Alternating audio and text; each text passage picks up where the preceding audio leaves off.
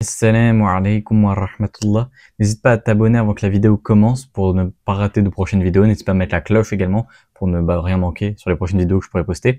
Également, n'hésite pas à liker la vidéo pour justement qu'elle se fasse référencer à plus de personnes et que plus de personnes peuvent profiter de ce que je vais partager ici. Ok. Donc aujourd'hui, on va voir comment investir des 50 euros dans un ETF, dans n'importe quoi. Comment investir en fait halal des 50 euros. Et je t'assure que c'est possible. Ok. Donc en fait, avant de commencer, le fait d'investir, que ce soit avec 10 ou 10 000 euros, c'est exactement la même chose. En fait, ce qui va changer, c'est juste les montants. Donc en fait, si jamais tu peux maîtriser la compétence d'investir ton argent, que tu gagnes 5 000 euros par mois ou que tu gagnes 150 euros par mois, si jamais tu arrives à épargner ton argent, à épargner un petit peu d'argent, et ben en fait, tu vas pouvoir investir ton argent de la bonne manière. Donc aujourd'hui, je vais te montrer une méthode extrêmement simple qui a rien de te demander, c'est vraiment de l'investissement bête et méchant, mais qui va te permettre quand même d'aller assez loin, Inch'Allah, parce que c'est assez puissant comme concept. Ok. Donc voilà. Si jamais tu veux augmenter ton épargne, il n'y a pas 20 000 solutions. Voilà. C'est soit tu augmentes tes revenus avec un complément de revenus, ou soit tu changes de job et tu trouves un métier qui paye plus. Voilà. Il y a que deux solutions. Voilà. Je suis pas là pour te vendre du rêve. Bien sûr que par exemple avec 50 euros par mois, tu iras beaucoup moins loin que si jamais tu mettais 500 ou 1000 euros par mois. Mais ça c'est une évidence et voilà. Ça c'est après c'est assez logique. Enfin bref. Donc moi ce que je te conseille là, si jamais tu as 50 euros par mois, que tu commences déjà un peu à investir, déjà si jamais tu n'as que 50 euros par mois, c'est littéralement un restaurant. Déjà, je pense que littéralement tout le monde peut investir 50 euros par mois, c'est littéralement un restaurant. Peut-être qu'il y a certains cas très très précis où c'est pas possible, mais voilà, dans la plus 90% des gens, ils peuvent investir 50 euros par mois, voire même plus dans certains cas. Enfin même dans la plupart des cas, c'est plus. Mais voilà, juste pour dire que aujourd'hui, si jamais tu peux même pas épargner 50 euros, c'est qu'il y a quelque chose qui ne va pas avec tes finances personnelles. Et donc là, en fait, on revient aux bases. On revient, avant même de vouloir investir, t'enrichir, etc. C'est-à-dire, on revient aux bases. Ton argent, comment tu le gères? Est-ce que tu le gères bien? Est-ce que c'est tes dépenses obligatoires qui prennent trop de place? Ou alors, est-ce que c'est des dépenses plaisir? Qu'est-ce que tu peux couper? Pourquoi est-ce que tu peux pas le couper, etc. En fait, juste gère tes finances de la bonne manière pour voir un petit peu comment agencer tout ça. Je t'ai fait plein de vidéos sur comment épargner, comment bien gérer ses finances personnelles. Tu peux aller sur ma chaîne, il y aura plein de vidéos, ce sera une mine d'or d'informations littéralement pour toi, pour bien gérer ton argent de manière halal et pour justement faire augmenter ce petit palier d'épargne. Peut-être tu vas pouvoir le faire passer de 50 à 100 à 150 et puis même peut-être que tu vas trouver un complément de revenu qui va faire que ton niveau d'épargne il va augmenter petit à petit, tu vois, tranquillement. Hop. Et du coup, pour revenir vraiment au sujet de la vidéo, c'est-à-dire l'investissement, en fait, c'est très très simple. Au final, il faut que tu choisisses une bonne plateforme. La plateforme a pas besoin d'être halal entre guillemets, ça n'a pas besoin d'être une plateforme halal sharia compliant. C'est pas obligatoire. Il faut juste pas qu'il fasse des interdits avec ton argent, c'est-à-dire que riba, rarar, meisiar par exemple. Faut pas qu'il fasse tout ça. Également, il faut qu'il respecte les règles du commerce, mais ça, généralement, ça vient pendant la transaction. C'est-à-dire que pendant que tu as acheté l'ETF, par exemple, il faut que tu détiennes réellement l'actif. Il faut pas qu'il y ait des différés au niveau de la livraison ou alors au niveau du prix. Enfin, au niveau des deux en même temps, tu as le droit d'avoir un des deux, mais pas les deux.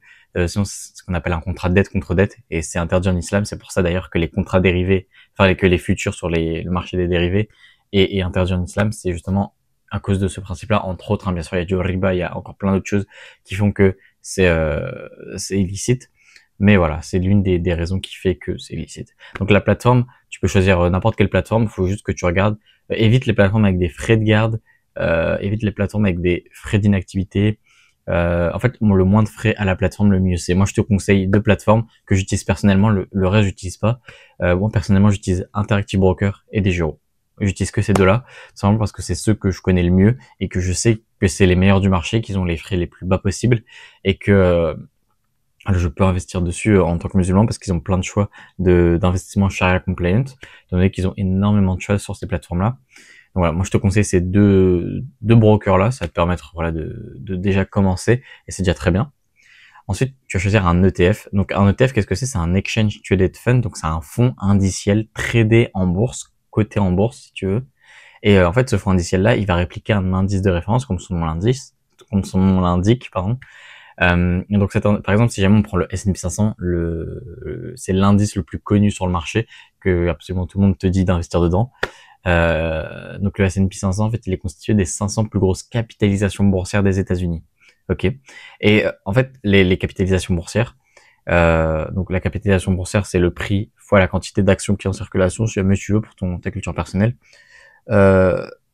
Donc voilà, l'indice, en fait, il va essayer de répliquer ça. Enfin, en fait, il va répliquer ça. Il va acheter les 500 plus grosses entreprises des États-Unis et il va répliquer, du coup, la performance de ces 500 plus grosses. Alors, pourquoi on investit en ETF? Ça, c'est une vraie question à se poser. En fait, c'est parce que la classe d'actifs qui a généré le plus de performance durant les 200 dernières années, c'était les ETF.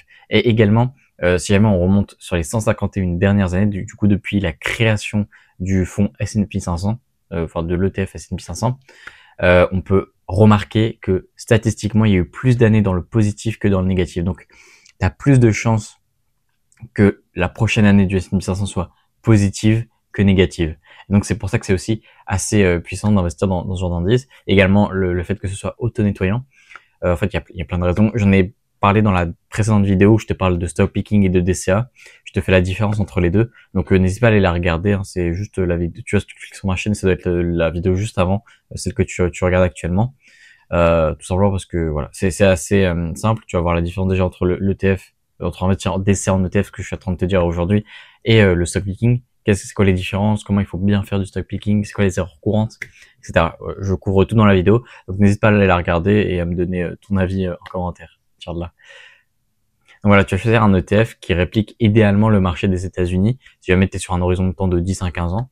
Après, je peux te conseiller aussi également, si jamais voilà, tu as un horizon de temps de 20, 30 ans, vraiment très long terme, je te conseille de mettre un World aussi également, ce qui va te permettre d'être hedgé contre justement le problème, enfin le semi-problème si jamais les États-Unis venaient à ne plus être une puissance hégémonique et à ne plus être aussi rentable.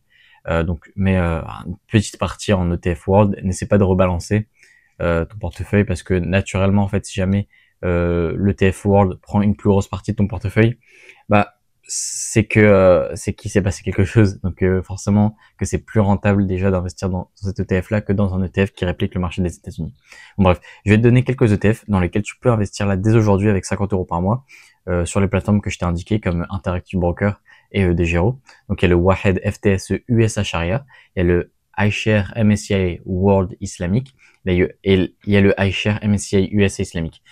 Tu peux également acheter les HSBC MSCI World et les HSBC MSCI USA Islamique. C'est MSCI World Islamique et USA Islamique à chaque fois, si jamais.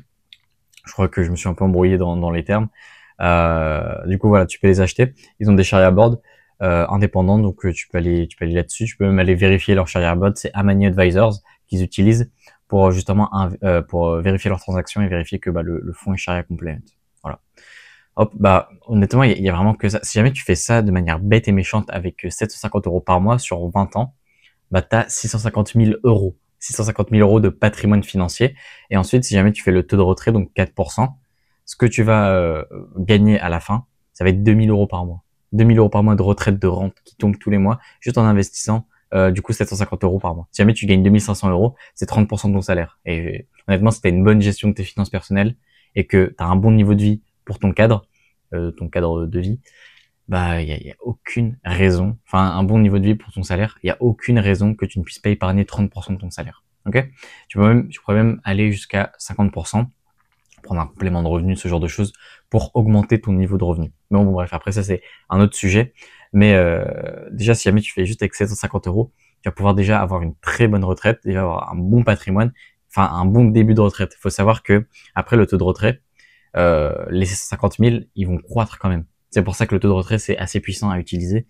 Parce que ton capital continue à croître, tes rentes littéralement continuent à croître. Et toi, tu peux profiter de ton capital. Donc c'est pour ça que le taux de retrait est assez important. C'est une bonne méthode de faire ses rentes quand on a un patrimoine financier. Bref, voilà, moi j'en ai fini pour cette vidéo. N'hésite pas à t'abonner, à liker si jamais elle t'a plu. Comme ça, ça me donnera l'indication que d'en faire plus, Inch'Allah. Et n'hésite pas à mettre un petit commentaire si jamais, voilà, si jamais t'as pas compris quelque chose ou si jamais tu veux que je réponde à une de tes questions, pardon, tu peux mettre un petit commentaire. Et j'ai un canal WhatsApp en deuxième ligne de description, je t'invite à le rejoindre. J'ai également fait une vidéo explicative de ma méthode. sur comment j'aide les pères de famille musulmans à investir pour leur retraite. Si jamais t'es pas un père de famille, t'inquiète pas, tu peux quand même aller regarder. J'aide un peu tout le monde.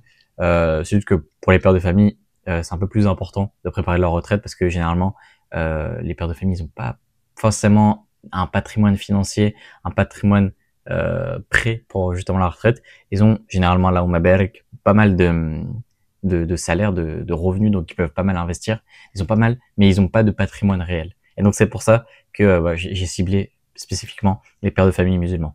Mais si jamais t'es une mère de famille, si jamais t'es un jeune qui souhaite investir, tu peux quand même aller voir la vidéo et voir en quoi je peux t'aider personnellement. Parce que voilà, j'ai déjà accompagné des jeunes et il y a pas de souci à ce niveau-là. Ok, on va nickel.